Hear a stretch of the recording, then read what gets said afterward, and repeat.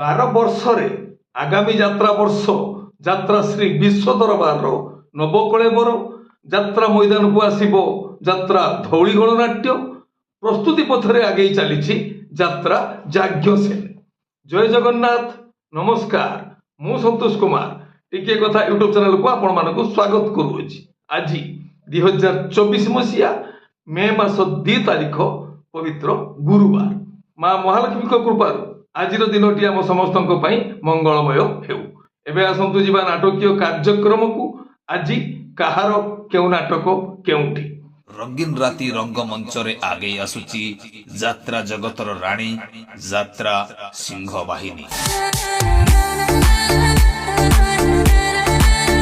ଯାତ୍ରା ଶ୍ରୀ ବିଶ୍ୱ ଦରବାରର ପ୍ରଥମ ଅଭିନୟ ରଚନୀ ମଣିକାନିକା ଯାଜପୁର ଟାଉନ। ଆଜିର ନାଟକ ମୃତ୍ୟୁ ପରେ ମଣିଷ। ରଚନା ଡକ୍ଟର ଦୀପକ ଜେନା, ନିର୍ଦ୍ଦେଶନା ଗୁରୁ ମିଶ୍ର, ସଙ୍ଗୀତ ଏକ ଅନୁସାର। ଓಂ ଶ୍ରୀ ବାଘାଜ୍ୟୋତି ଲୋକନାଟ୍ୟ। ପ୍ରଥମ ଅଭିନୟ ରଚନୀ ସାତଶଙ୍ଖ ପୁରୀ।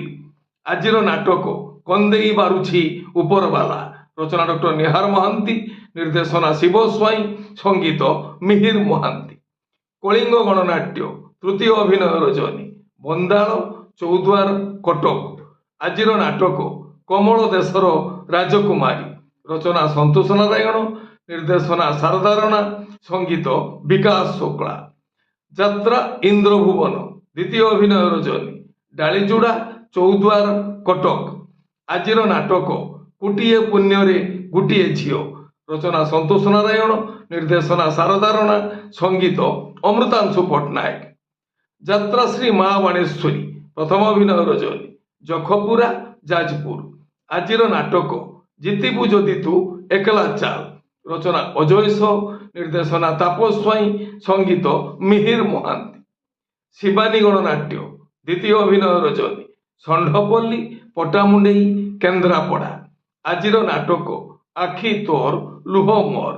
ରଚନା ଡକ୍ଟର ଦୀପକ ଜେନା, ନିର୍ଦ୍ଦେଶନା ବିକ୍ରମ ନାୟକ, ସଙ୍ଗୀତ ଅମୃତାଂଶୁ ପଟ୍ଟନାୟକ। ଅପେରା ଅଶୋକ ସମ୍ରାଟ। ଦ୍ୱିତୀୟ ଅଭିନୟ ରଚନୀ ନସିରପୁର ଆନନ୍ଦପୁର କେନ୍ଦୁଝର। ଆଜିର ନାଟକ ବାଦାମବାଡ଼ିର ରିକ୍ସାବାଲା। ରଚନା ଓ ନିର୍ଦ୍ଦେଶନା ୟୁନିକ୍ ପ୍ରଦୀପ ବେହେରା, ସଙ୍ଗୀତ ଏକ ଅନୁସାର। ଅପେରା ସୂର୍ଯ୍ୟ ମନ୍ଦିର। ଦ୍ୱିତୀୟ ଅଭିନୟ ରଚନୀ ପଞ୍ଚୁପଲ୍ଲୀ ରେତଙ୍ଗ ଖୋର୍ଦ୍ଧା। ଆଜିର ନାଟକ ତୁ ରଜା ଝିଅ ମୁଁ ରିକ୍ସାବାଲା। ରଚନା ଅରୁଣ ବାରିକ, ନିର୍ଦ୍ଦେଶନା ତାପସ ସ୍ୱାଇଁ, ସଙ୍ଗୀତ ମିହିର ମହାନ୍ତି। ତୁଳସୀ ଗଣନାଟ୍ୟ। ଦ୍ୱିତୀୟ ଅଭିନୟ ରଚନୀ ଧଡ଼ାପାଟଣା ବାରଙ୍ଗ କଟକ। ଆଜିର ନାଟକ ଅଧା ରାତିର ସାଥୀ।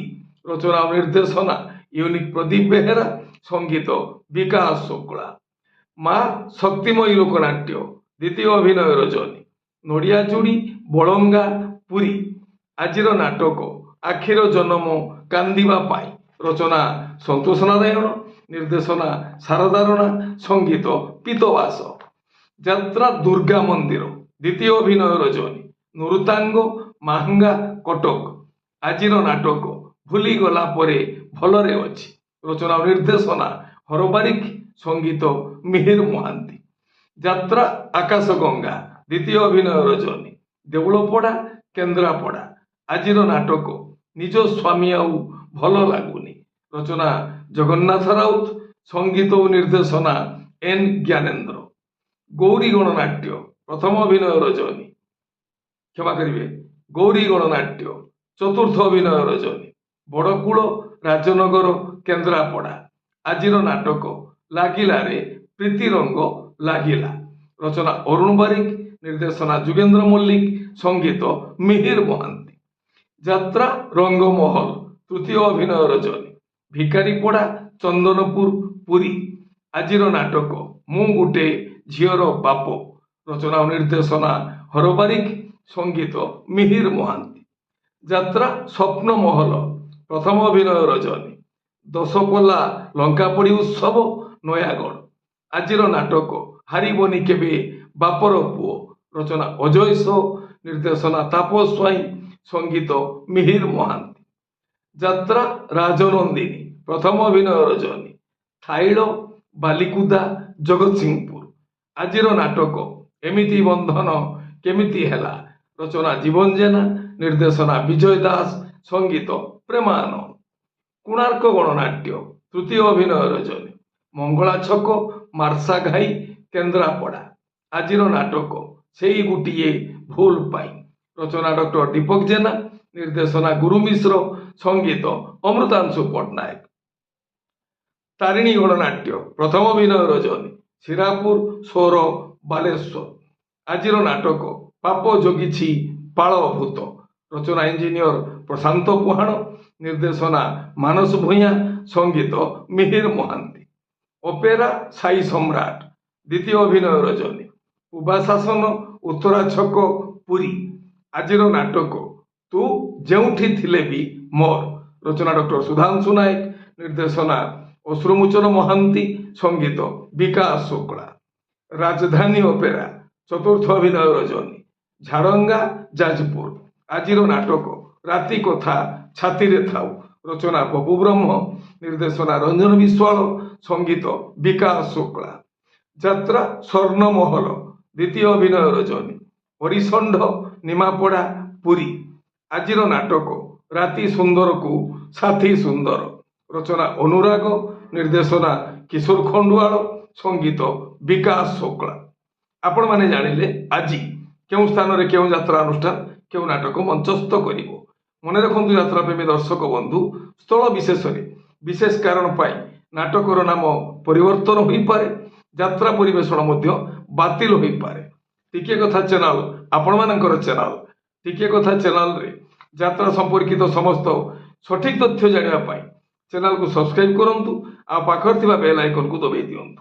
ଯଦି ଫେସବୁକରେ ଆପଣ ଆମର କାର୍ଯ୍ୟକ୍ରମ ଦେଖୁଛନ୍ତି ତାହେଲେ ପେଜକୁ ଫଲୋ କରନ୍ତୁ, ଲାଇକ୍ କରନ୍ତୁ ଆଉ ସେୟାର କରନ୍ତୁ।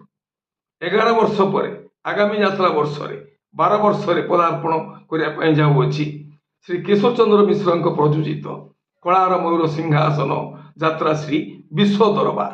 ନୂଆ ରୂପ, ନୂଆ ଢଙ୍ଗ, ସବୁକିଛି ନୂଆ ରୂପ ନେଇ ପ୍ରସ୍ତୁତି ଆରମ୍ଭ କରିଛି ଯାତ୍ରା ଶ୍ରୀ ବିଶ୍ୱ ଦରବାର। ନୂତନ ସମ୍ଭାବନାର ଯାତ୍ରା ଅନୁଷ୍ଠାନ ଯାତ୍ରା ଯାଜ୍ଞସେନୀ, ଜଖପୁରା, ଯାଜପୁର। ଆଡଭୋକେଟ ସୁଦୀପ୍ତା ସିଂଙ୍କ ପ୍ରଯୋଜନାରେ ଆଗାମୀ ଯାତ୍ରା ବର୍ଷ ପାଇଁ ମୁକ୍ତି ଲାଭ କରିବା ପାଇଁ ଯାଉଅଛି ବିଗ୍ ବଜେଟ ଯାତ୍ରା ଅନୁଷ୍ଠାନ ଯାତ୍ରା ଯାଜ୍ଞସେନୀ। ଆଗାମୀ ଯାତ୍ରା ବର୍ଷ ନୂଆ ରୂପ, ନୂଆ କଳାକାର, ସବୁକିଛି ନୂଆ ରୂପ ନେଇ ଯାତ୍ରା ମଇଦାନକୁ ଆସିବା ପାଇଁ ପ୍ରସ୍ତୁତି ଆରମ୍ଭ କରିଛି ଯାତ୍ରା ଧଉଳି ଗଣନାଟ୍ୟ।